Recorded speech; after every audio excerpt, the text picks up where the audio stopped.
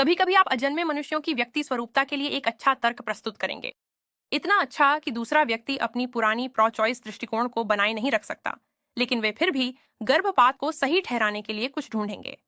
हमने देखा है कि यह कभी कभी तब होता है जब हम समान अधिकार तर्क प्रस्तुत करते हैं, जैसा कि हमने त्वरित प्रतिक्रिया संख्या 2 में किया था। भ्रूण एक व्यक्ति नहीं है। हम समझाते हैं कि वर्तमान क्षमताएं व्यक्ति स्वरूपता के लिए एक अच्छा आधार क्यों नहीं प्रदान करती और क्यों मानव प्रकृति जैसी चीज एक बेहतर उत्तर है। यदि आपने वह वीडियो नहीं देखा है तो इसे अभी रोकें और पहले वह देखें। समान अधिकार तर्क को समझने के बाद कुछ प्रो चॉइस लोग वापस आते हैं और कहते हैं, खैर, मानव प्रकृति जैसी चीज महत्वपूर्ण हो सकती है, लेकिन आपको कुछ और भी चाहिए। आपको मानव प्लस एक्स होना चाहिए। एक्स हमेशा कुछ कार्यात्मक क्षमता होती है, जैसे आपको मानव प्लस संवेदनशील होना चाहिए या आपको मानव प्लस जीवित रहने योग्य होना चाहिए ताकि व्यक्ति के रूप में गिना जा सके।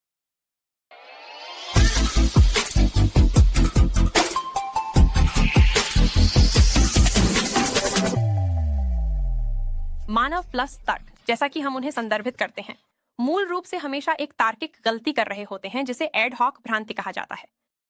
जब कोई व्यक्ति एडहॉक होता है तो वे तर्क और तथ्यों को इस तरह से तैयार कर रहे होते हैं कि वे पहले से तय किए गए निष्कर्ष से मेल खाएं। एडहॉक तर्कों को एक निष्कर्ष तक पहुंचने के लिए डिजाइन किया गया है, भले ही सबसे अच्छा सबूत उस तक न ले जाए। यह ध्यान देने योग्य है, हालांकि कि लोग अक्सर अनजाने में एडहॉक होते हैं, इसलिए वे सोच सकते हैं कि वे खुले दिमाग के हैं, लेकिन अनजाने में यह गलती कर बैठते हैं। इस कारण से बातचीत में क्या हो रहा है इसे प्रभावी ढंग से इंगित करना कठिन हो सकता है और उन्हें इस समस्या को इस तरह से प्रदर्शित करना और भी कठिन हो सकता है कि वे इसे पहचान सकें कि वे ऐसा कर रहे थे। एक दृष्टिकोण यह है कि 2 प्रश्न पूछें।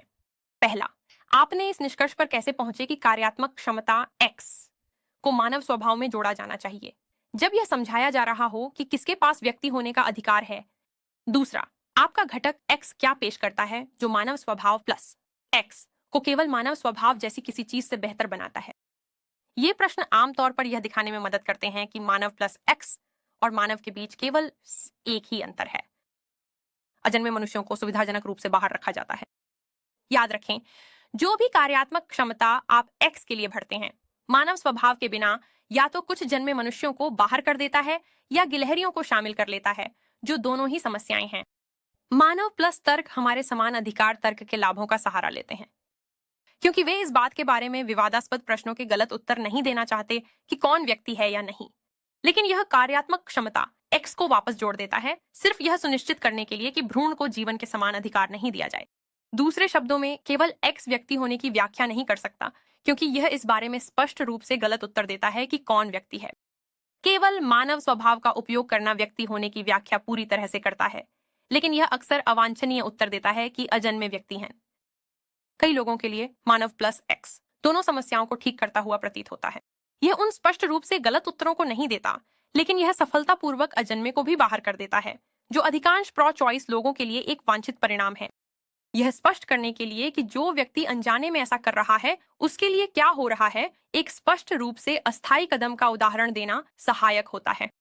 यदि मैं गर्भपात के पक्ष में तर्क देना चाहता और मैंने यह तय किया कि व्यक्ति होना कुछ मानव स्वभाव जैसा है प्लस भ्रूण न होना, तो यह अस्थायी होगा, और मुझे लगता है कि अधिकांश लोग इससे सहमत होंगे। मैंने बस कुछ ऐसा जोड़ा जिसका कोई उद्देश्य नहीं था, सिवाय इसके कि मुझे वही उत्तर मिल सके जो मैं पहले चाहता था।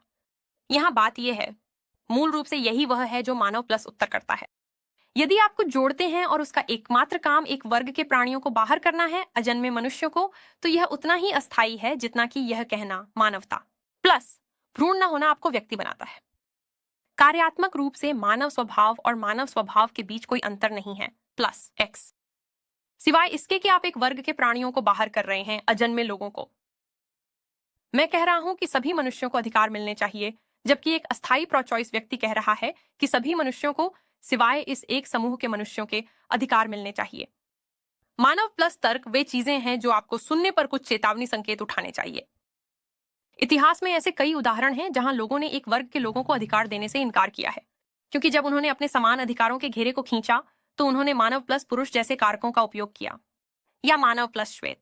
हम यह नहीं कह रहे हैं कि जो लोग मानव प्लस तर्क देते हैं उनके पास सभी के समान प्रेरणाएं या दास्ता को सही ठहराने वाले लोगों की समान दोषिता है, लेकिन सच्चाई यह है कि इन तर्कों का उपयोग सदियों से लोगों को उनके अधिकारों से मनमाने ढंग से वंचित करने के लिए किया गया है। इस संदर्भ में यह पूछना उचित है कि क्या मानव प्लस एक्स गर्भपात के लिए एक अच्छा तर्क है, या यह सिर्फ लोगों को उनके अधिकारों से वंचित करने के लिए उपयोग किए जाने वाले तदर्थ तर्क का एक और उदाहरण है।